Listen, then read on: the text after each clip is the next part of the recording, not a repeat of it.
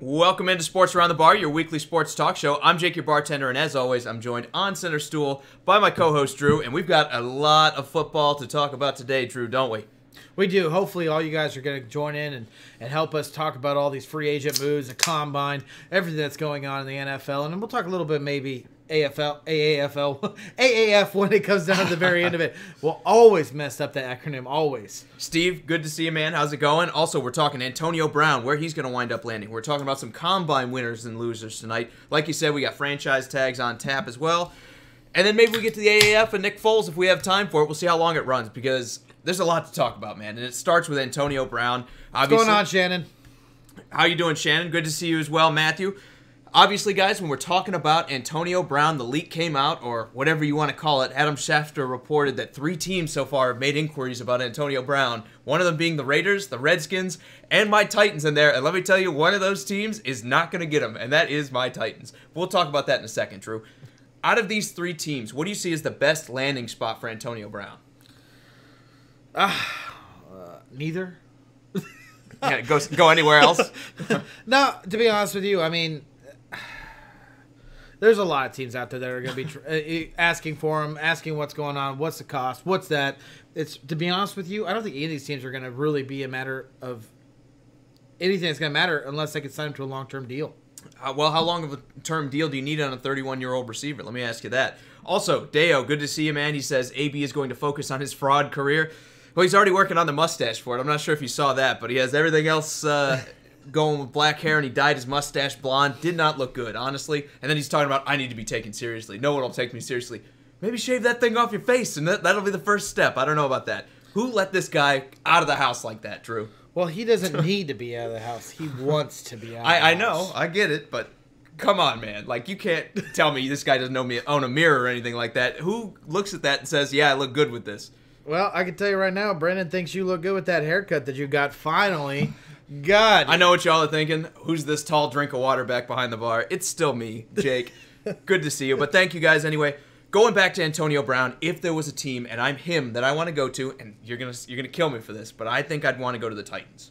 Or at least if I'm the Titans, out of these 3 teams, I think it's the best fit. And the reason I say that is because they have a veteran quarterback, a guy like Mariota who's been in the league for 5 years. Who will overthrow him? They have Corey Davis. Yeah, he'll do that. They have Corey Davis, who would be a good number 2, I feel. And then, if anything, if you're John Robinson, the Titans GM, you're going to figure out if Marcus Mariota is the real deal. Because if he can't throw to Antonio Brown, who can he throw to, Drew? I mean, that's it.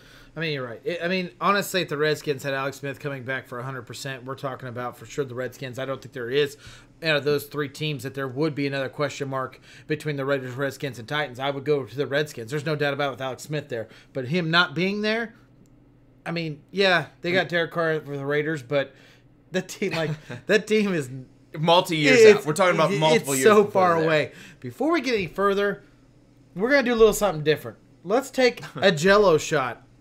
It's kind of weird. Whatever. Go for it. I'll let you Jell-O go first. shot. Guys, I'll let you go cheers, first and keep talking. Drink a little bit more. Absolutely, guys. Always good. If you can't tell, Drew's been pre-gaming before I got here.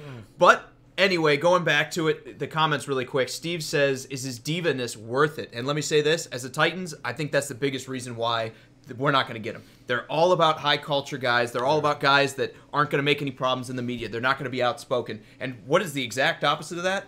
Antonio Brown. So you can't tell me the Titans are truly interested in this. To me, this leak sounds like somebody in the Steelers organization said, we're trying to drive the price up on somebody who actually wants him. So we're going to leak that, oh, we're talking to these 3 teams. They're offering us first-round picks. They're offering us second-round picks. This does not look like a real deal to me. I just don't buy it. Not with my team anyway. I don't think the Redskins are serious contenders. And Oakland, why would you trade for him at this point when you're not going to win a Super Bowl with him? Yeah, no, you're right. I mean, it does sound like that. Sharif, the hoodie is going to be retired for just this one show. Be back the next episode. He also said Mariota can't throw down the field, which I agree, except he can. He just can't do it accurately. He's been up and down at it, but he's definitely improved towards the back end of his career. He's still not the best in the NFL by any means. And Antonio Brown has more to his game than just running deep routes. He can run a lot of crossing patterns. He can run a lot of drags, which I guess are 2 things Titans don't do, run either of those routes. Honestly, unless he knows how to run a great 8-yard curl, I don't see the Titans picking him up. Deo said AB to the Lions. Eagles. Eagles, yes. I think they'll be very interested. The question is going to be, can they free up the money? And when I sat there and picked out 4 teams that I really see him going to, they were number 3 on my list. If you want my list here really quick, I have the 49ers at number 1. I think him and their quarterback, Garoppolo, would be an absolute playoff matchup. I think if they bring him in, they could realistically compete for the NFC West, especially when we're talking about the Rams starting to rot and fall apart because they paid all these free agents. The second team I had is the Packers. I think Aaron Rodgers needs more help in the receiver room. If you bring in a guy like that, going with the best quarterback or one of the best quarterbacks in the NFL, obviously, I think they're back to being playoff contenders. Eagles, I have him at number 3, pairing him with Alshon Jeffrey. Who needs to run the ball at that point? Just throw and play a little bit of defense. And then the Colts I have at number 4. Obviously, they have all the money to spend. They have all the draft picks. They have this young and up-and-coming team. They have Andrew Luck, who needs more weapons. Him and T.Y. Hilton would be one of the most dangerous combinations in the NFL. Yeah, to be honest, I agree with 2 of those teams for sure, and that's definitely the 49ers and the Colts. They're the teams that have that cap space, that have that contract. I don't care what anyone says. Antonio Brown wants a big contract. That's just who he is. That's kind of the person he wants. He wants to see that big money. But if he cares about winning, I mean, do you see him going to like these top-tier teams, maybe like the Patriots, the Saints? Do you see him reaching for those teams? I mean, I think he wants to go there. If I'm the Steelers, there's no chance he's going to the Patriots, and there's very little chance he's going to the Saints because I'm looking at it like, I may have to play these guys. If I trade them and they have Michael Thomas and Antonio Brown, who's beating those guys? Realistically, who's beating them? Chiefs. No, I'm just kidding. Yeah, I was going to say, that's a pretty dangerous combination. Also, going back to the comments, Matthew says AB is overrated in his opinion. But that's just his opinion. Look, I'm not going to say he's overrated. I think he's a fantastic receiver. But then again, Larry Fitzgerald kind of said it when he said, hey, Antonio, it's always great when you have an NFL Hall of Fame quarterback throwing you the ball, which might have also been a dig at Josh Rosen a little bit there. So, I don't know. I'm not going to say he's overrated. I think he's every bit as talented, but I think time is running out on his elite level of production. So if you're not competing for a Super Bowl or at least trying to make the playoffs, what are you doing by trying to pick this guy up? That's why I don't see any of those 3 teams, except maybe the Titans, as legitimate like playoff contenders. Maybe the Redskins, but like you said, no quarterback. How far do you think they're going with that? I mean, it would not be very far at all. Also, Shannon says it's Hollywood. It's the Hollywood Hulk Hogan look. Well, I don't think he's pulling it off, brother. Let me tell you that. It did not come off very well. That was also the worst Hulk Hogan impersonation ever. Worst ever. And Deo says he looks like he should be a Jag with a black and gold two-tone. Couldn't get any uglier than that. So, yeah, but that is one team I would not like to see him go to. Jacksonville, first off, they don't have the money. Not a realistic comparison. But if he did go to Jacksonville somehow with Nick Foles, that'd be a pretty good 1-2 punch, wouldn't you say? No, absolutely. There's no doubt about it. They've been missing that number 1 guy. I'm sure they'd want him, but they've been missing a number 1 guy on the offense since Allen Robinson. That 1 year, he was healthy. Steve says he hears reports of Adam Humphries and Tyrell Williams interested in joining Buffalo. I think any wide receiver should be interested in joining Buffalo because we saw decent play out of Josh Allen this year, and you can go in and be a number 1 target. And both those guys are young enough to make a long-term deal kind of with Josh Allen. Hey, man, I could be your number 1. We can get to know each other. Let's make it work out there on the field. Yeah, exactly. I think you're going to be able to move up in roles where these guys might be second or third options where they were coming from, especially Adam Humphries being a third option out there in Tampa Bay. You go to Buffalo, and all of a sudden you're talking about being the number 1, the number 2 guy. I think that'd be a great fit for either one of those guys. Man, I don't want to slaughter your name, and I see you sitting there saying stuff. He said AB to the Eagles sounds good, and he also said he would love to see him go to the Chiefs. Ignacio is what you're looking for. Yeah, well, I'm not going to slaughter it. I wouldn't do that to you. But, dude, I'd love to see him go to the Chiefs. The only thing is we spent way too much money on Watkins, and that's where all our money's going to. So that's not going to happen, unfortunately. Daryl also says T.Y. and A.B. with luck throwing them the ball. The Colts win the Super Bowl. Yeah, I'm going to say they're dangerous. Definitely more dangerous than they looked against the Chiefs this year. So, does it solve all their problems? No, but they have enough money that they can go do that. They can go sign a pass rusher. They can go sign another middle linebacker or someone like K.J. Wright that can make an impact on their defense and play next to Darius Leonard. And then still have a little bit of money left over to sign a couple of these ancillary guys. So, the Colts are a team to watch out for, man. There's no reason I don't think that the Colts should not be incredibly hyper-aggressive in this free agency here coming up in a couple weeks. Either one of those guys, Bell or Brown, would be huge for that offense. Absolutely. Now, Brandon also says he can see the Eagles, but he doesn't see the Lions. I kind of agree with that. Again, the Lions are still kind of far away from the playoffs for me to go make this move. If you're going to go give one of these draft picks up, you want to be able to make the playoffs. And do you see, with just AB going to the Lions, them beating the Bears? or them beating a resurgent Packers team that that's kind of defense restocked. needs a lot of work. It's not just the offense; it's a lot on the defense too. That team as a whole rebuild completely both sides of the field. Even probably throw special teams into that too. Also, Matthew says the Vikings talking to the 49ers about an Everson Griffin trade. He's not sure how legit the article was. I meant to post that earlier. Sorry I didn't get around to that, Matthew. We didn't quite get to it, but I'm sure it'll be coming up here on our page sooner or later. Also, trading Everson Griffin as opposed to just cutting him like the Vikings seem interested to do, I think is a fantastic move. Get anything out of this guy you can. Sharif says you look like Richie Cunningham from the Happy Days. That's great. I'll never let him live that down. Sharif's just jealous, man. Everybody's just jealous. Okay, guys, moving on, though. Really quick, Drew, before we move on from AB, where do you see him landing? If you were a team, what's that perfect landing spot for him? I'm still going to say it. The guy wants a new contract. That guy wants to be happy. He wants to go somewhere that's going to keep him there for long term. And I get that the Steelers are going to trade him, but there's a lot more of what he gets to say into this. I mean, he's going to want to go somewhere where he's going to get money. It's got to be those places like 49ers and the Colts. That's where I see him landing. I'd trade him to Tampa Bay. Just be done with him. You're banished. Anyway, moving on, Drew. Why don't we talk about the Combine? Because if you haven't noticed, we got some freak athletes coming up here, man. I know everyone's been sitting there saying it's going to be a great year for defensive players, but man, are these Combine stats, is this just, are they all deceptive, or is there something to these numbers these guys are putting up? It's 50-50. I mean, it really is. I mean, when you're looking at the tape, you fall in love with the player, and his Combine isn't that great. Don't ignore the tape. The tape is obviously where it matters. It's all about being in pads. It's all about being players running around you. It's all about breaking tackles, and along those terms, I mean, you cannot ignore that. But then there's also those natural freaks, those players that just come into the Combine, like Don Terry Poe or Jones that went to the Cowboys. Those guys that just put up those crazy amount of numbers and they produce in the NFL. You can't ignore that either. Absolutely, but I will say, beware the workout warrior. I mean, we see it every year, it seems like, where guys will sit there and just blow up the Combine. They'll run a great 40-timer. They'll put up a bunch of bench reps, and then we're talking about them needing to be a number one pick or a first-round pick or a second-round pick because of it, jumping multiple rounds. I think the biggest guy this year for me is Rashawn Gary, even though we're already talking about him as the number 4 guy coming off the board because everybody's going to be falling in love with these pass rushers. I don't think Rashawn Gary, when you look at what he's done at Michigan, he didn't put up the numbers that a lot of these other pass rushers did, but he's an athletic freak. Somebody's going to fall in love with him, and I think he's just going to be a guy on a defense. I think he's going to be one of these big, not busts. I don't see him just like not being effective at all, but it's not going to be the Bosa's of the world. It's not going to be like maybe someone like Quinnen Williams or Montez Sweat that's going to be able to just take over the Combine. Yeah, but you can't sleep on I'm sorry, the NFL, not the Combine. But you can't sleep on either. And Sharif says JT Metcalf. And Deo said DK. Sharif knows what he's talking about. That's another guy that's moving up. And again, I just wonder is that going to be a bit of a misnomer? I mean, he ran a 4.33, which for a receiver is blazing fast. On top of that, he's 6'3" as well. But then you go and look at him at Ole Miss, and you're like, this guy is not generating a ton of separation. There's not a lot of these guys that are just absolutely great deep route runners at the top end of this draft. When he puts the pads back on and he's not running these 40 times in his underwear, are we still going to see the same speed in the NFL? And that's where I start to question it. I think don't overinflate him just because he ran a good time at the 40.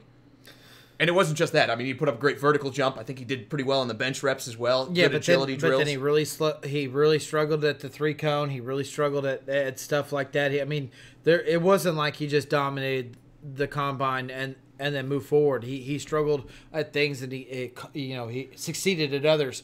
And you're right. I mean, when you look at the tape, he's not super fast. But this guy, being that workout freak, being that kind of thing, you go in there and you give him interviews and you sit there and you dig at him and see what he is and see the kind of man he is. I mean, he was already considered a first-round wide receiver regardless. So why does that make anything different just because he put up good numbers and bad numbers in the Combine?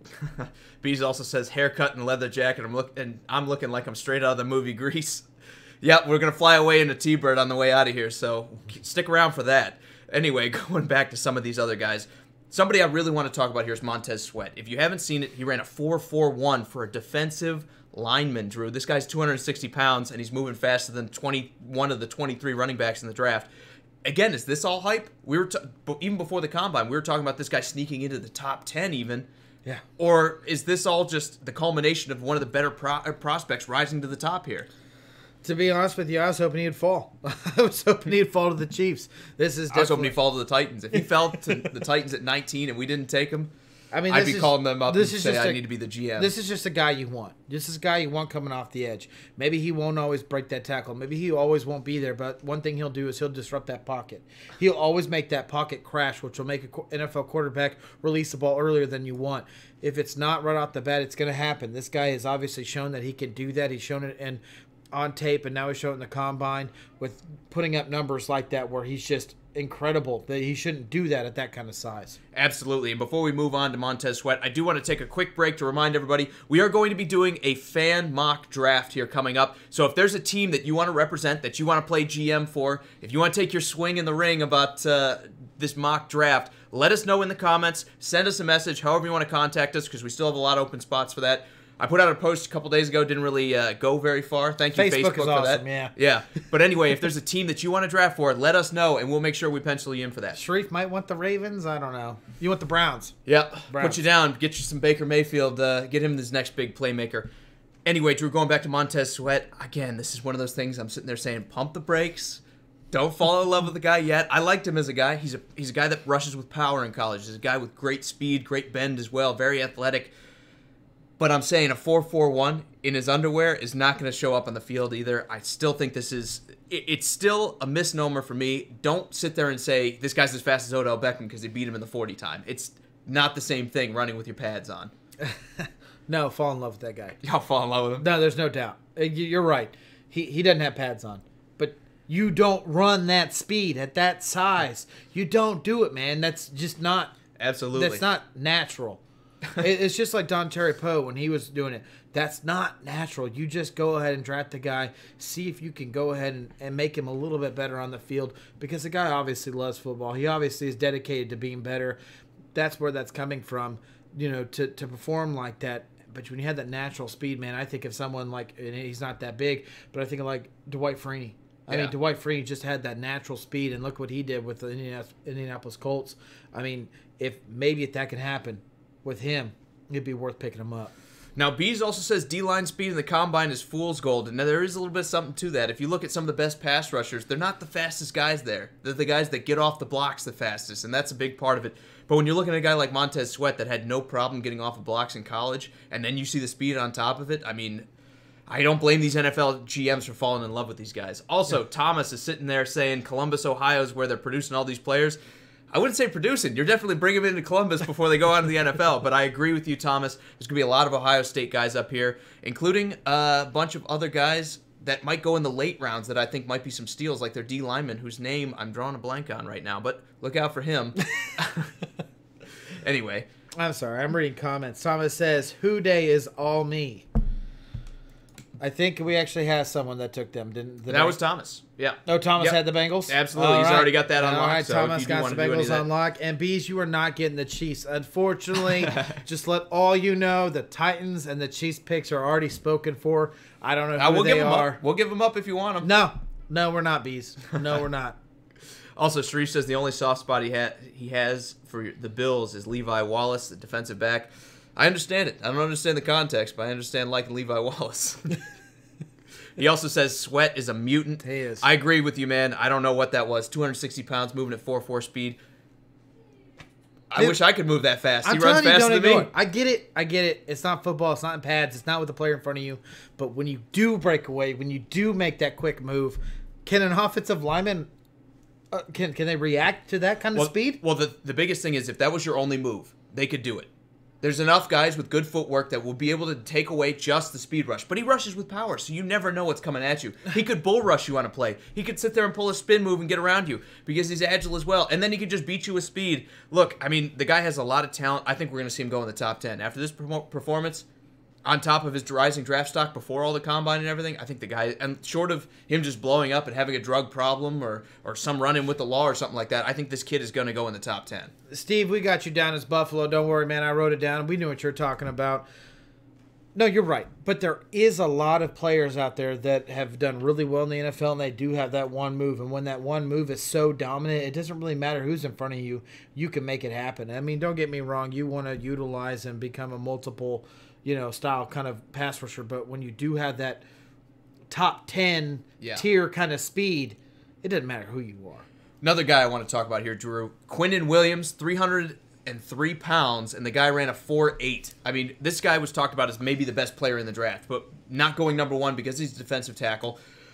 Do you see a guy who outran Baker Mayfield, who outran Sam Darnold, both of our number one quarterbacks last year, at 300 pounds? Do you see him maybe sneaking up into that top spot for San Fran? Or, I'm sorry, for Arizona? They should. They should. Unless they're in love with Kyler Murray, they absolutely should take this. Or would you take him over Bosa? Would you take the edge or would you take the D tackle? I mean, they already have a great pass rusher. Normally, a couple weeks ago, I'd have been like, well, yeah, Nick Bosa's a little banged up. You don't want to take him. But now Quinnen Williams has that little, I don't know, it's like a finger or something that's hurt with him. I don't know what. He has a little injury. It's going to be a 12-year career, Drew. Don't worry about the short term. Worry about the long term, man.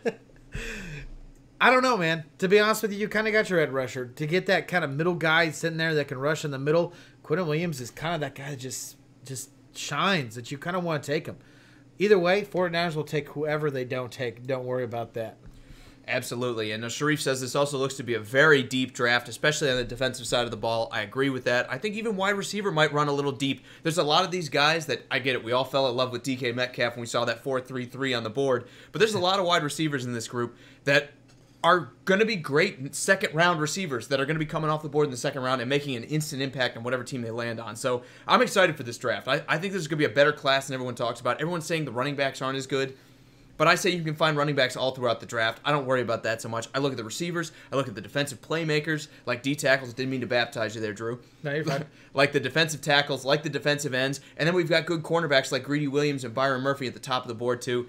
I look at this group, man. This is going to be a fun draft as well. Last year, good draft. It was all about the quarterbacks. This year, it's about just about everybody else for me. And one thing we're excited about being there at the draft. Absolutely. Is, as you all know, the draft is in Nashville. We will be there. We will be live. I don't know how much we're going to put on Facebook because Facebook just sucks. We all know this. We're all on it. But we'll try to make as much appearance as we can. We'll let you all know what's going on. And who knows? Andrew might make an appearance of being really drunk, passed out somewhere. Who knows? He's going to try to get a selfie with Jerry Jones. We'll let you know how that goes, but we'll see how it goes. It looks like, sorry to interrupt you, but Bees wants to draft for the Cardinals. Is it because your Bears don't have a first-round pick? And I think Sharif says he wants the Ravens. He says he's rolling with them. So, Sharif, if you want them, they're yours, buddy. Also, he says he puts up the numbers. I think we're talking about Quinnen Williams still. Absolutely the guy. When he got in there and he got the start in Alabama, everyone's like, who is this guy? By week 3, those questions were gone. They're like, this dude has not missed a step off guys like Jonathan Allen and some of these other D tackles that have gone there. I mean, he is the next great defensive tackle that has, in my opinion, made Alabama just as good of a defense as it's been for years because they're always good in the interior line. Yeah. And that's the most underrated position in the NFL. If you can get pressure right up the middle where the quarterback is trying to step up into, you can make impact plays. And the guy like this, to me, this is my number one player in the draft, even ahead of Bosa, because I think he's a much better team player, I'll say, than Bosa, because Bosa quit on Ohio State. We've seen his brother pull the same kind of stuff with San Diego where they're like, you're fine, and he's like, I'm hurt. I think I'd take Quinnen Williams if I'm the Cardinals. I might even go that far. I think Quinnen Williams is a whole package. I think he's completely from on the field, off the field, in the locker room, the kind of just presence you want on the field and off the field. That's him. And I'm not saying Nick Bosa couldn't be that guy, but so far what we've seen from him, I think he takes a step back from Quinnen Williams. All right, Drew, we've talked winners. Let's talk losers here really quick. And if there's anybody who's the biggest loser out of the combine process, it's Ja'Kai Polite. If you look at the Florida edge rusher, he's going into this combine being another one of those athletes where he's incredibly fast, incredibly strong. He does power moves that you can't believe. Maybe not the most technically sound player, but then he goes to the combine, and he runs a 4.84 in the 40. I mean, is there any other choice he had than to sit there and say, I hurt something, I got to go home? I mean, because that's what he did. That's the natural move, right? Maybe he did. Maybe he did. I mean, maybe with what we've seen on tape, again, this guy is faster than this. This guy's faster than 4.84. He'll get another chance, and Florida's pro day. Hopefully, he'll do a little bit better than that. But you're absolutely right. When you go in there and you kind of put that number up in the combine with literally the nation watching, it doesn't help you. It does not give you any kind of favor towards the draft. If anything, he definitely took a loss here. Absolutely. And guys, let me know in the comments what you think about this question I'm about to ask. But Drew, if you're a GM and you see this, you've seen what he's done at Florida, you've seen how athletic the guy is, and you see him put numbers up on the board that don't look like him at all, How shaken are you by him not performing at the combine? Because I talk about this all the time. We take 3 days worth of work and we throw out 4 years worth of tape we have on guys. We throw out 3 years worth of tape on guys. We do as fans, we do as the media, but as scouts, as far as coaches go, as far as that they've ever been in that scouting area, they don't throw the tape out. That tape is never going away. The combine is just a scouting dream. It throws everything that you kind of put in there into one like little circle. And don't get me wrong, these guys are going to underperform and overperform, but that tape is the most important thing about it. They don't throw it away. Unfortunately for him, he didn't perform that great, but he has a chance in the pro day to redo it. That's why you see a lot of these quarterbacks, a lot of these other players don't do anything during the combine. They wait until the pro day just to give them a little bit more time, maybe to get a throw it to people they know. Well, or that whatever and you get else. to do it on your terms. Exactly. So if you don't want to do a 40, you don't do a 40. If you don't want to throw to this guy or you don't want to throw this route, you don't throw it. Exactly. So I understand the thought process, but again, 4.84. It's not good. I'm not going to worry about it. If I'm a GM, I'm like, I've got enough tape to see this guy knows how to rush when he's got his pads on. And guess what? Every time I need him to rush somebody, he's going to have his pads on, so I don't worry about it too much. Going on to the franchise tags here really quick. Go ahead. No, I just want to remind everyone, hey, guys, we're doing a but a mock draft. We'd love to get everyone who wants to be joining it. Grab any team that you want to grab. There's a couple already taken, the Bills, the Cardinals, the Ravens, the Titans, the Chiefs. You got a couple other Bengals as well. Or I believe the Bills are off the board. I don't know if you mentioned that. And the Colts are also off. But there's a bunch of other teams, man. Go ahead and grab them. Hey, guys, the Raiders are still out there. You want to draft 3 times in the first round? Let's talk about it. We'd love to get you guys involved in it. That's the whole reason we want to do it. And if you are a little shy, you're like, I don't know about the deep ends of this draft. I don't really know about that. We are here to help you. So when your pick comes, we will be there to be your resource as well, where you can sit there and tell me, I want receivers, and we'll sit there and tell you, this is what this guy does well. This is what this guy does well. Right. These are what you might consider. So if you want to be a part of it, absolutely let us know. Send us a message. Hit us up in the comments here because, again, we want this to be fun. We want everybody involved. Absolutely. Moving on, though, Drew, let's talk about the franchise tag here. Now, these guys that we're going to talk about here, they have until July 15th to renegotiate these deals, but we don't always see deals done before this deadline. How many of these guys that we're going to talk about here, and you can tell me as we go through them, do you see getting re-signed? It starts to me with Jadeveon Clowney. 27-year-old. To me, this is one of the best pass rushers out of the group, so to take him out of free agency is a win for Houston. It is. But you're going to pay this guy almost $20 million, Drew. Do you see them, were you working a deal with him beforehand that's going to involve a smaller contract than that? No. I think this is the best way to keep him there. I think they would have lost him in free agency. I think this is what is going to keep him in Houston. And hopefully when that happens, next year they can sign him for a long-term deal. I just don't think that they have enough room in their cap space. I think that they're going to try to keep him there, and this is the best way to do it. Absolutely. Sharif says the Ravens might trade out of the first round. Well, if you want to make that call, Sharif, you are absolutely going to be the GM for the Ravens. So you are. If you want to make the trade, you find somebody to trade with, and we'll make it happen. Also, he says, look at Tom Brady in the combine for 40 yards. That's true, but when you're talking about pocket passers, it's not quite as important, right? And you're right. I mean, that is a good point. A lot of people overlook Tom Brady because they see this unathletic guy out there just kind of, going through the terrible motions. Baggy T-shirt and the terrible, cut-off sweatpants shorts. Oh, it's terrible.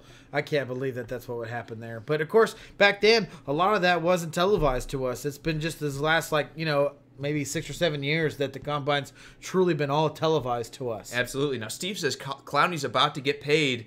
Do you see that as a long-term deal? I don't see them. Maybe they do because J.J. Watt's not going to be there forever. Tag. Yeah, that is true. At least 1 year. But you look at J.J. Watt, you look at the money he's making, and then you're talking about Jadeveon Clowney getting a big deal. I don't think you can let this guy get away, especially with J.J. Watt's injury history. You can't have a scenario where you let Clowney walk and J.J. Watt gets hurt again. And then, your pass rush is falling apart. All of a sudden, the best part and only part of your defense is pretty much evaporated. Yep. No, I agree. And like I said, I think this is just that the tag is hopefully to keep him there. Hopefully he'll sign it, which I think he will. And then we'll see if he could do it again. If he can stay healthy, because he has not been healthy. If he can stay healthy one more time, maybe J.J. Watt moves on or retires or whatever, it's effective. Just keep him there.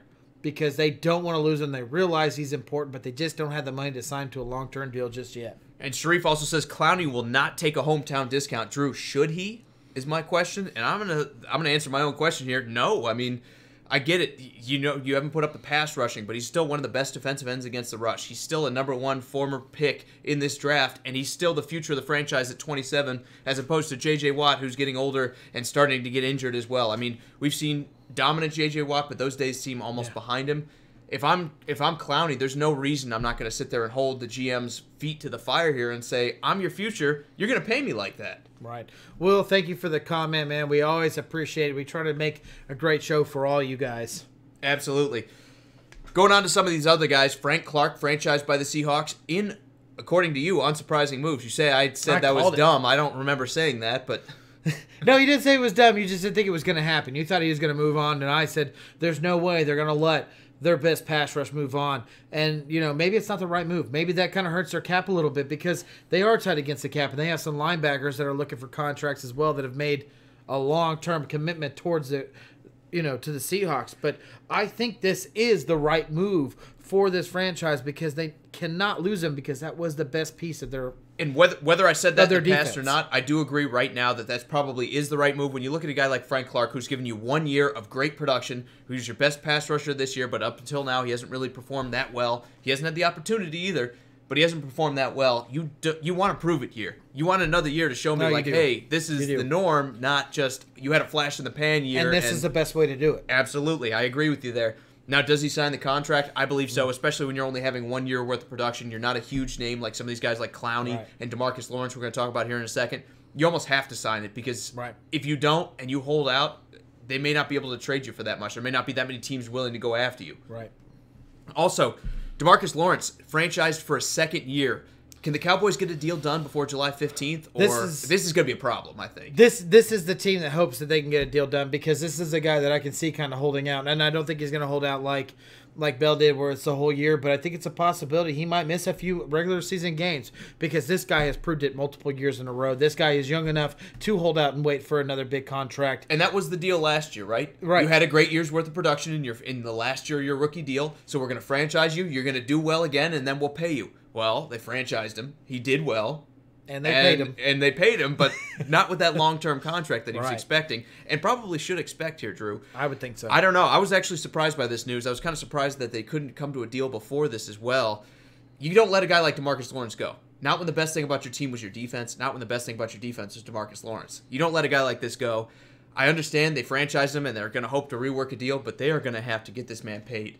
And it's going to have to be a lot. I mean, he was one of the best pass rushers in the league. Well, I mean, let's talk about it. I mean, let's think about what this defense was before he started shining himself. You could sit there and say, well, Sean Lee did something. Or you could say, hey, we had to bring in Greg Hardy. I mean, this guy, they were struggling on that defensive side. They could not figure anything out, and then here it is. DeMarcus Lawrence shows up. This guy turns his defense around. He could create a pressure up the middle and around the edges, creating the pocket to be crushed and getting to the quarterback. This is your defense, and when you don't pay this man, he's going to walk. You got to figure out how to get this guy a long-term deal. If not, you better figure out how to make him sign that franchise tag because it's not going to be good if you don't. And it's going to be over $20 million. I think he's probably worth about that much. When you talk about what the going rate is for pass rushers, he's one of the best ones in the NFL. He's still young enough to make an impact for the next 4 or 5 years at an elite level. He's worth the money. So Sharif also says Lawrence will do a Le'Veon Bell-style holdout. Let me tell you why that's not going to happen. I don't think so, man. The GMs. Because Jerry Jones is going to be in charge of paying this guy, he's not going to let him go. Jerry Jones will open the wallet for guys that are worth the money or that he views as worth the money, and he will pay them whatever it takes. I don't know what kind of moves they're going to have to make to free up the cap to get him, but it's going to happen. I believe Jerry Jones is going to pay this guy. It's going to be a blockbuster deal, and I see him with a new contract before July. I really do. And Bell's not. I mean, let me rephrase that. Lawrence is not the same as Bell. He's not the same kind of player. He's not that same kind of personality. You could argue he makes more of an impact. And I like Le'Veon Bell, but running back is not always the most important position. DeMarcus Lawrence is not the same kind of person that Le'Veon Bell is. Le'Veon Bell is definitely that diva, that high drama kind of character. Lawrence is not by all means. He's just kind of like, hey, watch me play, see what I can do on that field. As much as, like I said, I think I could see him missing a couple of games. But beyond that, he'll play at some point in time this next season. Also, Steve says Clowney has a better chance of staying than Lawrence does. Do you believe that? As far as a long-term deal or as Yeah, let's say long-term. No.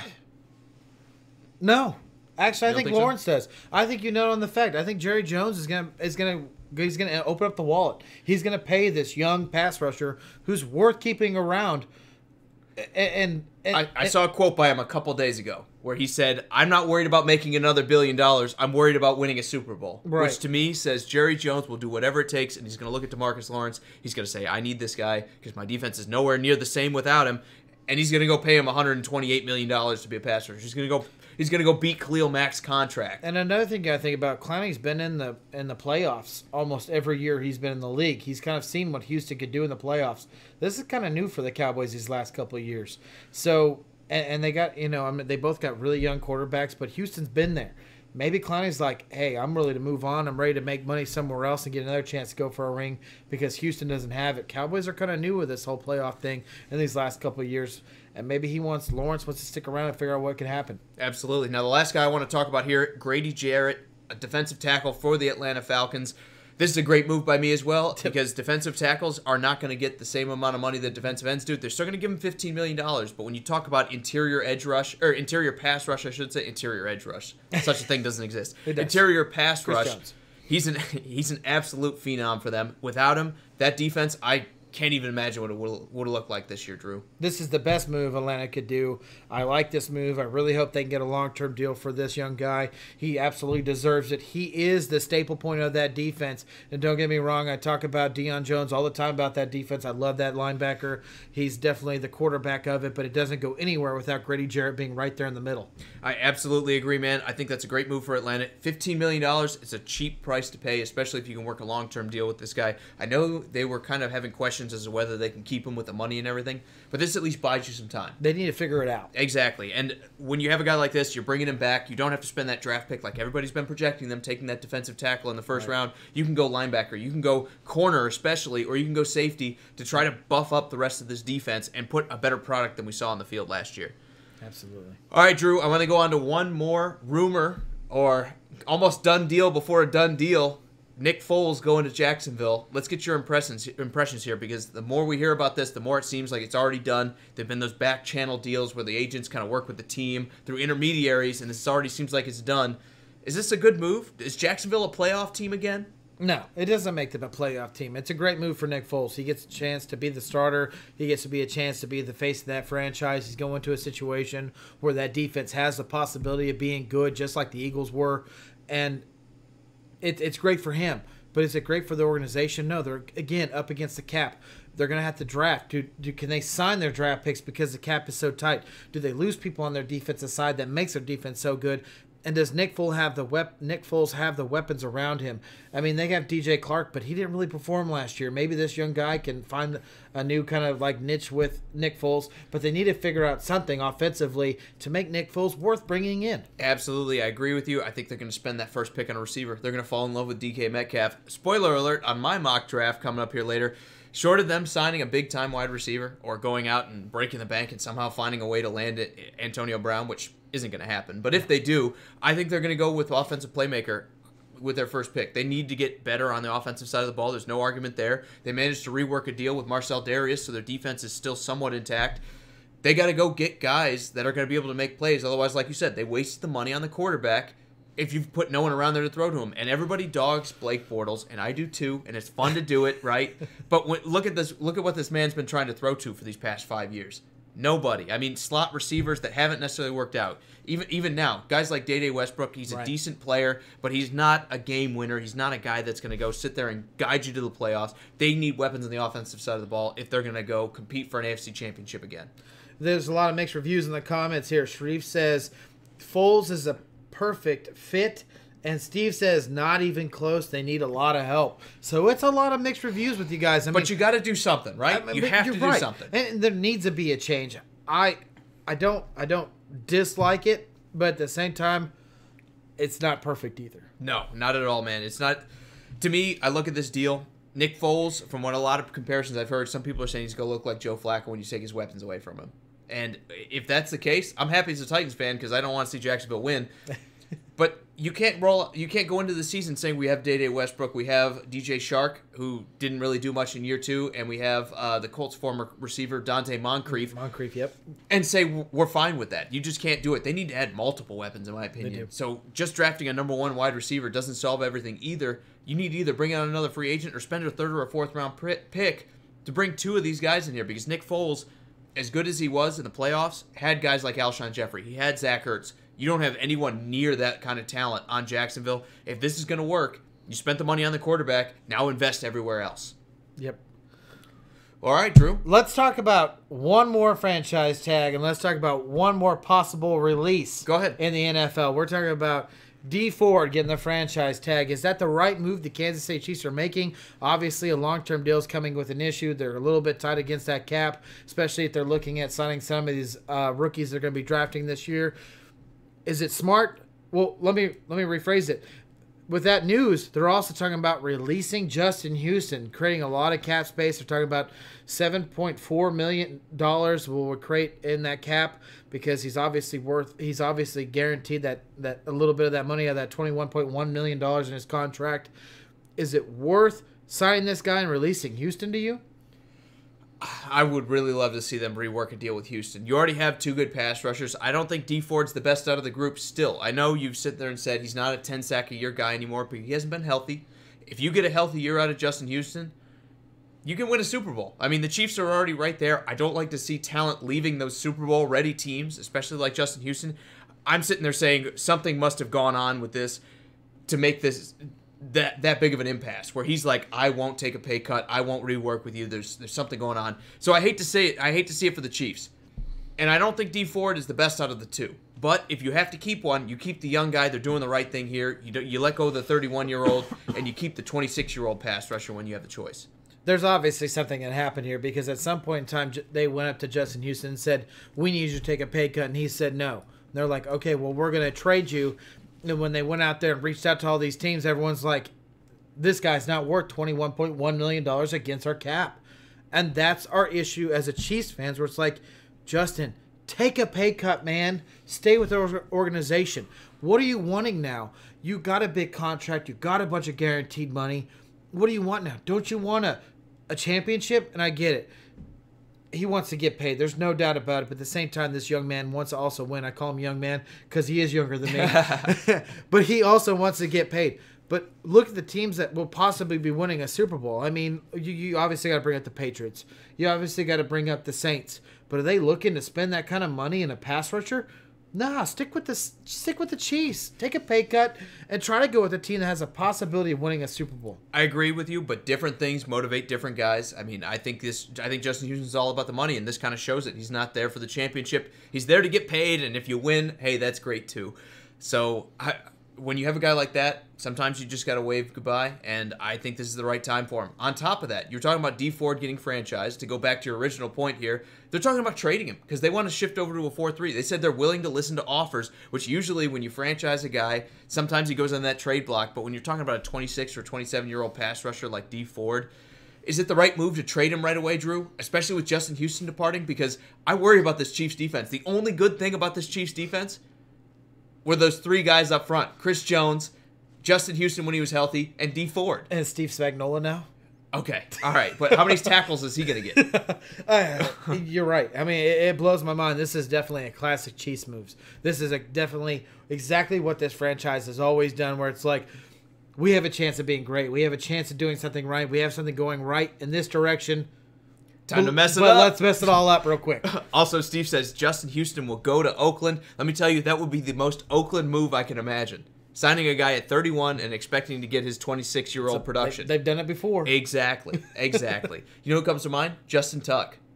Coming off the Super Bowl win with the Giants, picking him up at 31, expecting him to be the same guy. Or this last year, Derek Johnson. Exactly. I mean, this is the perfect Oakland move. I love the comparison. Good call, Steve. You're absolutely right there. I see it too. I really do. Honestly, I absolutely see it, because this is a team. And they're going to say, we're going to get the playbook, and we're going to know everything Andy Reid's thinking. This is a team that isn't in need. This is a team that's definitely in need of a pass rusher, and they could pay this contract. I absolutely see it. But if he's released, they're going to have to re-sign him. And that's the thing is, if the money's a big deal, I'd be interested to know what Kansas City offered this young man well, I keep calling a young man, Yeah. Justin Houston, what they offered Justin Houston, because I don't think that I don't think he's going to find that contract he wants. That's why no one has traded for him. Absolutely. Matthew, glad to see you're back. Chiefs releasing Justin Houston. Good move, bad move? Let us know in the comments. I agree with you, man. I think it's a bad move. I do. They need to find a way to make this work. They do. And it's not going to happen by the sound of it. It may not even happen with D Ford. So let's say... I think those are rumors. D Ford's staying. Let me just sit there and say this. What if the disaster scenario happens? They trade D Ford. They lose Justin Houston because they have to cut him. What do you do, Drew? Let's say you're the GM and you get a second-round pick for D Ford. Like, what do you do? Do you just draft like 3 pass rushers and those your first 3 move up picks? for Quentin Williams. That's a D tackle. Put him That's right a D tackle. next. It's just like Put him right next to Chris Jones. everything's coming up the We're middle. going Washington Redskins style. I hope nobody rolls out on us. Look, I would probably sit there and say if I'm. Sorry not to interrupt you. Shree said, don't forget Richard Seymour also went to Oakland after winning a Super Bowl. You're absolutely right. And then Steve says, then watch Gruden trade him before the season starts out. Be an ultimate. He's too Oakland young move. to play in Oakland, right? Isn't that what John Gruden's saying? He's too young and too effective to play here. So let's move him out. You're not 34? Let's go sign Derek Johnson. We're going to move you on. No, I mean, I understand. Gruden has been kind of a wheel and deal guy on his guys, but if you get a 26-year-old pass rusher, well, Khalil Mack was 27. If you get a 26-year-old pass rusher that you just traded for, you got to at least let him play a year there. And I know we're poking fun at Oakland, but I mean, maybe he goes and drafts 2 defensive ends here, and we talk about they don't need him. I mean, that's a very viable option when you look at how deep this draft is. They could go take 2 guys at, 25 and 27 they have, or 24 and 26. And there's talent all around that area. And then we could be talking about them having one of the best pass rushing duos. So and let's not ignore that a lot of these teams will fall in love with someone way down the draft, and they'll overdraft them, and then a lot of that talent falls down to the bottom. And it's just the question is Gruden going to be smart enough to sit there and say, I'm going to go get him? But it's a perfect place to be in. Because Gruden, to me, strikes me as a guy that misses because he's taking one of those other guys, and then that talent falls to a team that knows what they're doing. He'll trade all 3 picks away for Nick Foles or something. Now, what I have heard is they're shopping Derek Carr. I mean, if they rumors. do, It's rumors. I get it, but sometimes there's a kernel of truth in here of that, because I bet you they went in there and said, "Want to give me your first-round pick for Derek Carr?" As all GMs will say, everyone's open to marketing. Just let me hear what you have on to. The trade block. Let me see what you have to offer me. All right, guys. I think that's going to do it. You know, I wanted to talk AAF. I wanted to talk about a couple other things, but I think, Drew, we've run a little bit long, so at 45 minutes, we'll cut it short here and say goodbye. We've got some special thanks here. Yeah, guys, remember always like, share, comment, add your friends to this conversation. Beat Facebook algorithm. We want to beat them. I appreciate all your guys' comments. We love talking sports with you, but a special thanks out there to Steve, Shannon, Matthew, Deo, Sharif, Brandon, Thomas, Bees, David, Will, and I know I missed someone, but I'm going to let you say his name. You got me already. Oh, Ignacio. Ignacio. Thank you. Yeah, absolutely, guys. The show is always better with you. I'm still waiting for that Cadillac to show up, or the T-Bird to show up, so I can ride off into the sunset here with my jacket and my new haircut. But, guys, it's been fun talking sports. We can't wait to talk more about the draft. We can't wait to talk more about the combine. We can't wait to talk more football and everything else with you on Wednesday. So for Sports Around the Bar, I'm Jake, your bartender. This is Drew, and we will see you guys next time. See ya.